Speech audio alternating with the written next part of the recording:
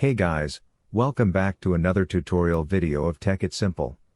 In this video, I am going to show you how you can unblock an email address in your Zoho mail. So without any further ado, let's dive right into this exciting video.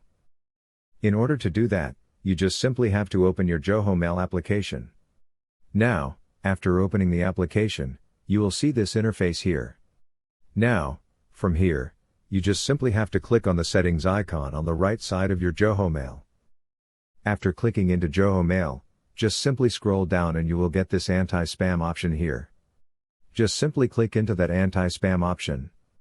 Now, you can see people in your allow list and block list. You just simply have to select the people from the block list whom you want to unblock. Now, after clicking or selecting the person, you have to click into this Move to Allow List option in order to unblock the person.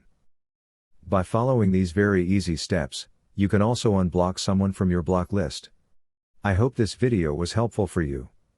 If yes, don't forget to like, share, and subscribe to the channel to never miss another update. Thank you for watching the video.